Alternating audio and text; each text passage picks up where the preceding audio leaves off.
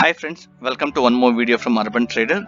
Today let's understand key factors in a mutual fund to be considered while we're analyzing the mutual fund. Let's understand today. Let's get started.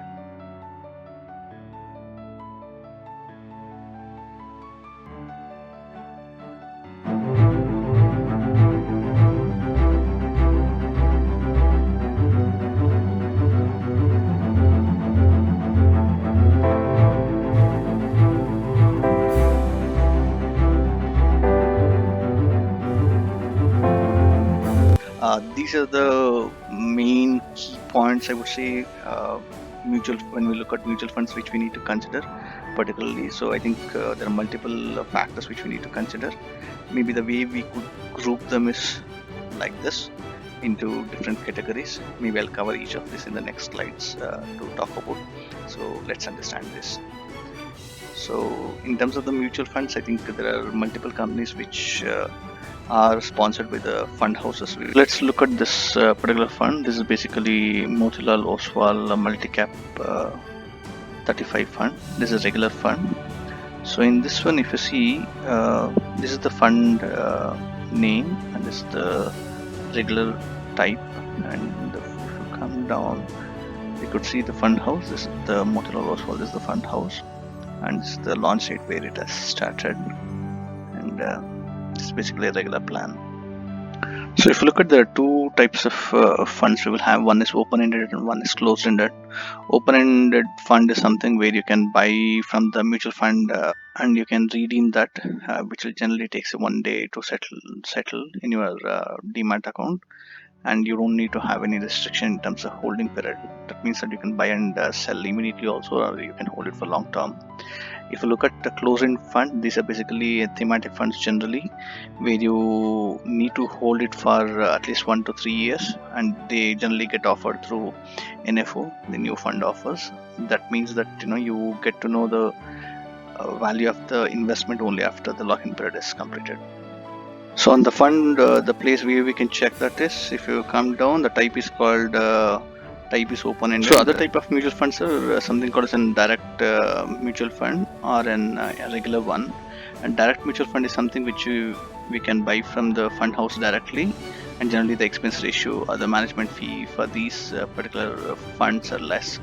Regulars are the ones where you can buy and redeem via brokers or the banks, and generally the expense ratio will be higher than the direct funds.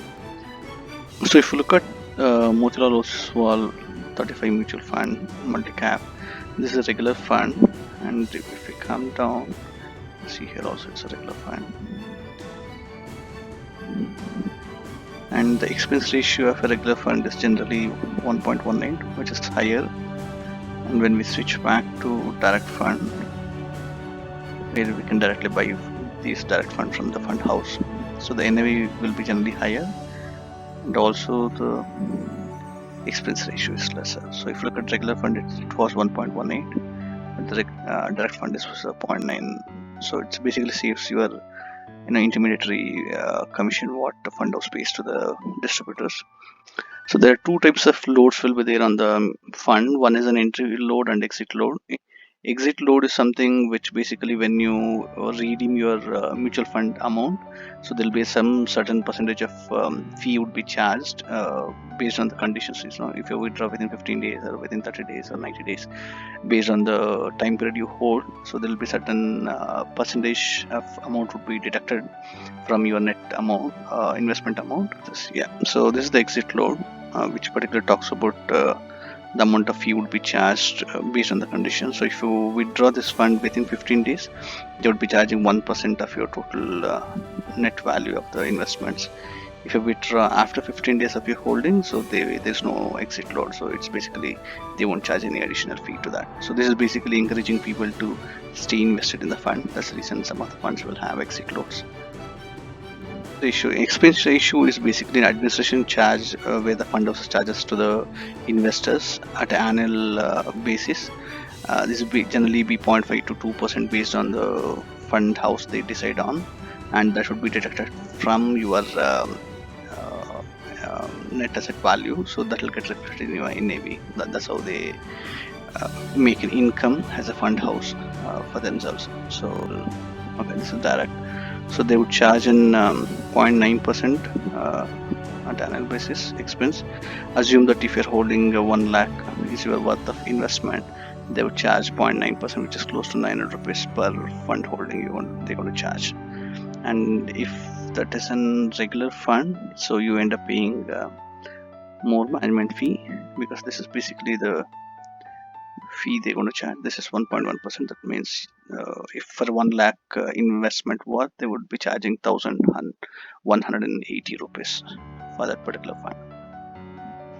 AUM is basically asset under management. So this is the total amount invested and managed by that particular fund house in that particular specific fund. So if you look at the same fund, the AUM is close to 9,129 crores.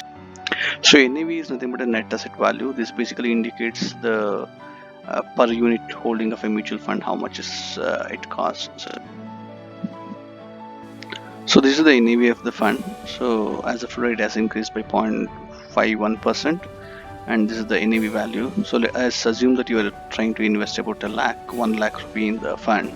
So 1 lakh divided by NAV, that's 20.50. You get close to about 5,000 units of the mutual fund, a little less than 5,000 units of the this particular mutual fund as a holding in your demat account. And each of the mutual funds are classified or categorized differently as per the SEBI guideline. Some of these are large cap, mid cap, thematic funds, even within the equity or debt fund. So that's how we get to know what type of the fund is. So if you look at this Motilal Oswal Multi-Cap 35 fund, this basically equity is a class of asset, and that it's a multi-cap fund. So you can have multi-cap or mid-cap based on the fund type. There are multiple ways we can still classify a mutual fund in terms of debt, equity, hybrid, and there are multiple ways. Within equity also there are multiple categories are there. I'll not be able to cover those topics in this video. Maybe in the next one I'll try to cover that. Portfolio holding of a fund. This basically talks about the number of stocks and the quantity of the stocks and the stocks named underlying securities which are held by the mutual fund at that point of time. So that basically talks about the concentration and then the distribution of the stocks, which is very important in terms of where the fund manager has invested these cash into these specific or different stocks. That's what it's good to see here. Let's look at where it is. So we could see here that these are the top holding what they have. So these are the individual company stocks it's holding. So there are multiples which are listed, and these are the sectors, and this is the P individual stock at this point of time, and this is the percentage of allocation. So within the fund, if you look at they have invested 8.5% of the total cash into the HDFC Bank shares and 7.25 into HDFC Life Insurance. I have listed a couple of websites where we can go and review this. Morningstar, Money Control, ET Money, and Value Research. All of these will represent the fund data slightly differently, but I think it's good to take a look at each of these to see which one would make sense to you to follow it.